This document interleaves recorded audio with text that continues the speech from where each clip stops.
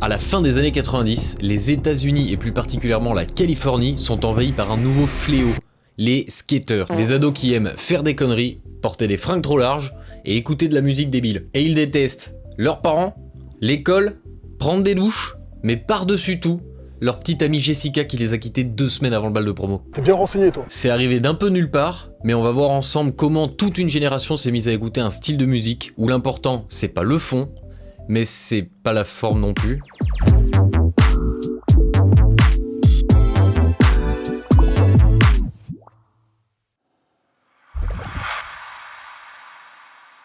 Avant de commencer, je vous rappelle qu'ici on est un studio, la Bulle Bleue, et que vous pouvez faire appel à nos services pour ce qui est production, composition, enregistrement, mixage, mastering. Vous avez toutes les infos sur le site, les prix, l'organisation, vous pouvez venir ici, on peut faire ça à distance. N'hésitez pas à nous contacter, on retourne à la vidéo.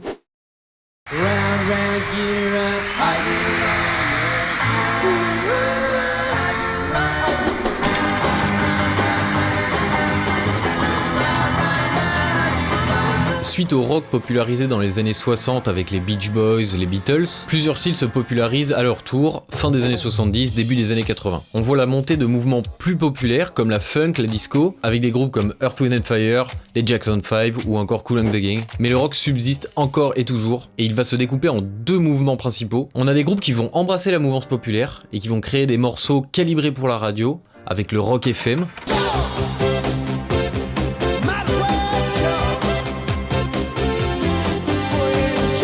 Et l'autre qui souhaite garder une imagerie brute et controversée.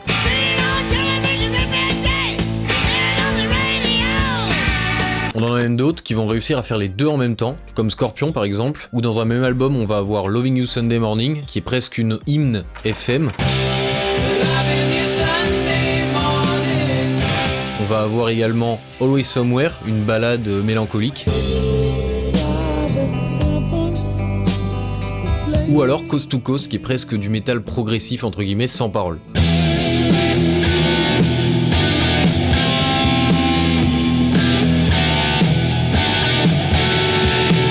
À l'extrême de ce style, des groupes d'influence anarchistes vont créer un mouvement qui leur ressemble, le punk rock.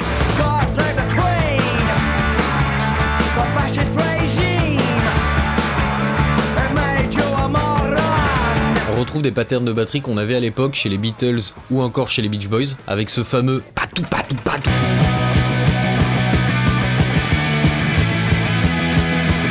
Et comme on l'entend, les guitares se saturent de plus en plus. À l'époque, on va passer des Vox AC30 et des guitares single coil, donc avec des micros simples, même s'il y avait un peu de humbucker, à des micros doubles, donc humbucker, et des amplis plus high gain, pas non plus comme aujourd'hui, mais des JCM 800, 900 ou 2000 de chez Marshall, ou des têtes Blackstar, ce genre de choses. Dans ce style, le rythme est rapide, effréné, on a une énorme énergie non-stop. Le style est porté par le DIY, ils se débrouillent avec le matos et les connaissances qu'ils avaient. Ça sonne ultra brut, pas forcément très précis.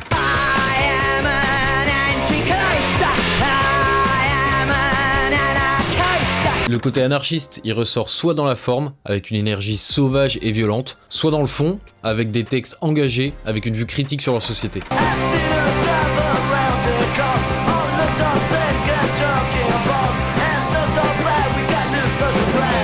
Mais il y a un groupe qui va réussir à populariser ce style qui se veut anti-populaire, c'est les Ramones.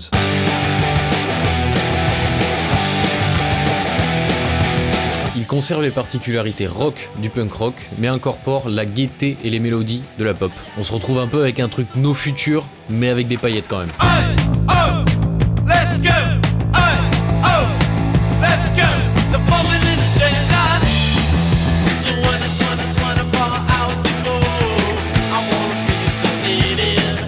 En parallèle, en Californie, on voit apparaître une nouvelle communauté. L'ancienne génération d'ados californiens aimait le surf et les Beach Boys, et la nouvelle s'approprie le skate. Ils cherchent tout simplement un exutoire à leurs problèmes d'ados et leurs questionnements sur le monde qui les entoure. Ils trouvent alors le pop-punk. Bah non, on y était presque, et ils trouvent le punk. Les Ramones répondent parfaitement à ce problème en proposant un punk accessible avec un esprit anarchiste, cool et jeune. Au milieu de cet environnement, il y a un groupe qui va émerger sur les scènes underground de la baie de San Francisco et qui va être repéré par la major Warner Bros et signé chez leur label Reprise Records, qui a pu compter dans ses rangs Jimi Hendrix, Frank Zappa Charles Aznavour et les Beach Boys. Coïncidence ? Peut-être. C'est en 1994 que sort l'album qui va faire définitivement basculer le punk du rock à la pop. C'est Dookie.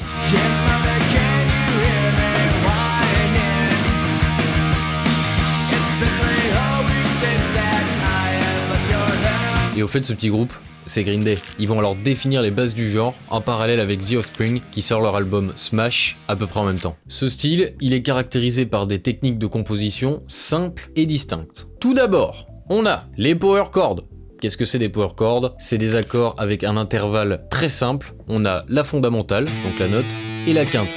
Un intervalle très fort, très simple, facile à entendre.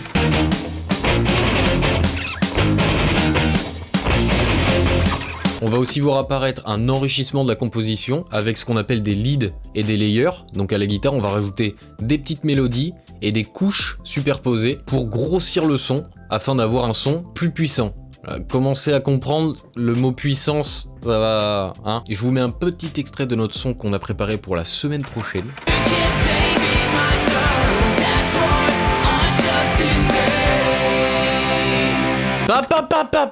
Stop, pas plus. On y retrouve aussi dans Come Out and Play.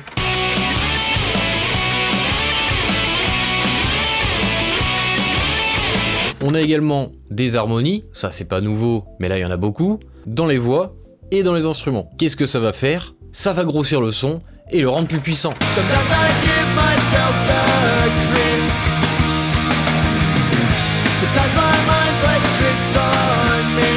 On voit bien qu'on a une production plus pop, plus fournie en général. On a également un maximum de mélo catchy, que ce soit dans le chant, que ce soit dans les guitares, où il y en a dans tous les sens, mais même dans la basse.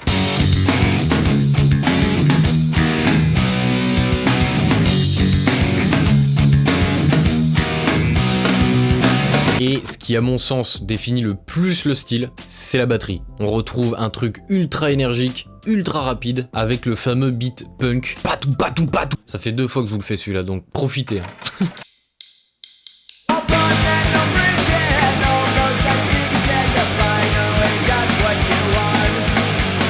Aux États-Unis, on a alors cette jeunesse qui aime faire du skate, des conneries entre potes, mais aussi écouter de la musique transgressive avec des messages de rebelles. Ce qui va leur plaire énormément, c'est les sujets qui sont abordés aussi par ces groupes, parce qu'on va parler de leur rapport au monde, aux humains, l'autodestruction, l'addiction, tout ce genre de choses qui leur posent problème à ce moment-là. On l'entend d'ailleurs très bien dans les toutes premières paroles de Dookie.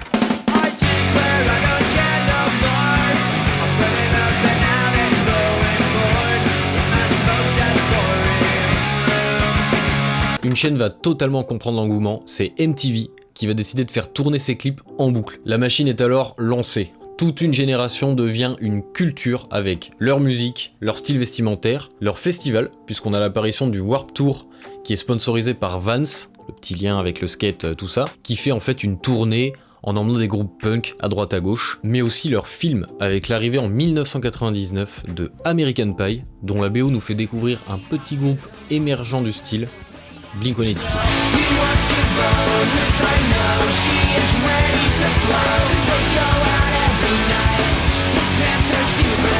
Et on a même un joli caméo des 3 membres du groupe dans ce film. C'est nul comment je parle. Dans ce film. Dans ce film. Alors, Jérémy, veuillez me passer la bouteille. Hey, guys.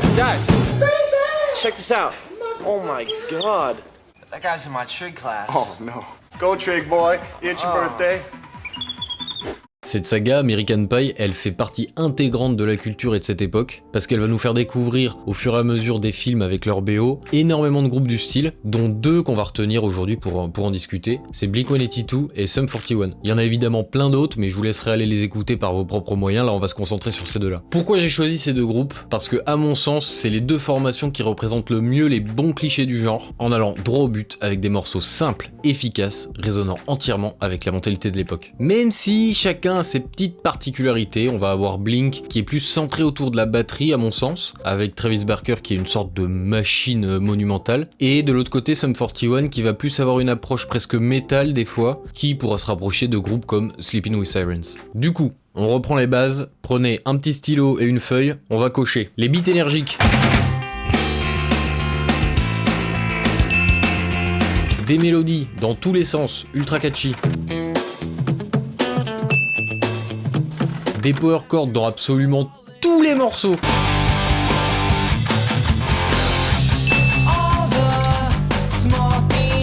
Et bien sûr, pour terminer, les armos.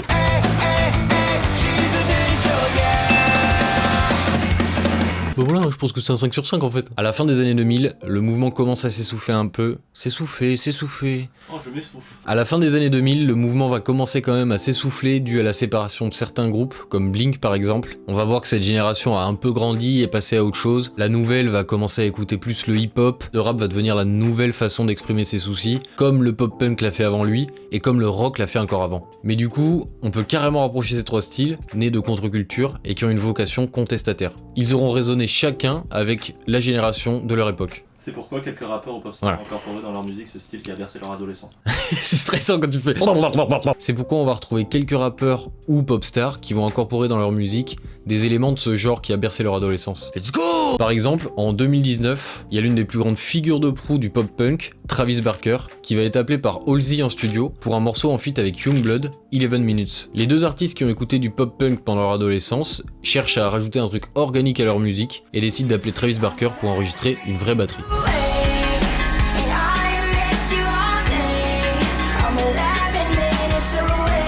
Youngblood et Travis collaboreront de nouveau sur un morceau de MGK, Machine Gun Kelly, qui s'appelle I Think I'm Okay, une ode à ce genre, tant par la musique que par l'esthétique.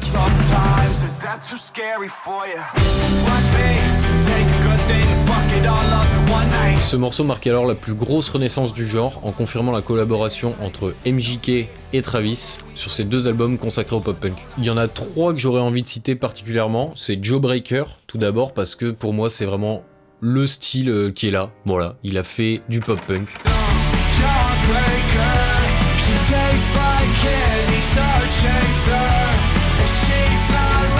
Je citerai aussi All I Know qui est en feat avec Trippie Redd où on a vraiment ce mix pop-punk et rap moderne avec des beats de trap ajoutés par-dessus la batterie.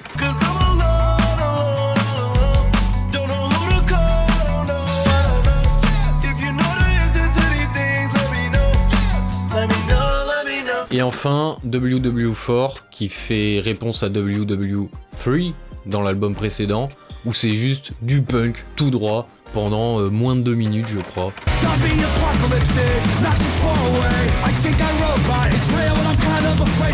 Pour conclure, je peux que vous conseiller d'aller écouter cette époque. Il y a plein de groupes qu'on n'a évidemment pas cités, comme Paramore, Avril Lavigne, Yellowcard, ou des artistes plus récents comme Modson. Moi, à titre personnel, tous les étés, je me retape une petite phase d'écoute de pop-punk. Ça met le sourire, c'est super. Pour ma part, les albums qui m'ont le plus plu, ça va être des gros classiques comme Americana, Enema of the State, ou Dookie évidemment, mais les albums de MGK, ils sont carrément cool aussi, donc je vous les conseille. Et vous alors ? Vous êtes plutôt pop-punk à l'ancienne, ou cette nouvelle génération elle vous plaît aussi? Peut-être même que vous avez découvert ce style grâce à cette nouvelle génération. Dites-nous-le en commentaire, n'hésitez pas à mettre vos morceaux préférés. Et voilà, cette vidéo touche à sa fin. N'hésitez pas à mettre un petit j'aime si vous avez aimé, à mettre un petit commentaire, à la partager avec vos amis. Nous, on se retrouve la semaine prochaine pour la compo, la semaine d'après pour le mix. En attendant, portez-vous bien, écoutez un maximum de musique, c'est le plus important. Ciao!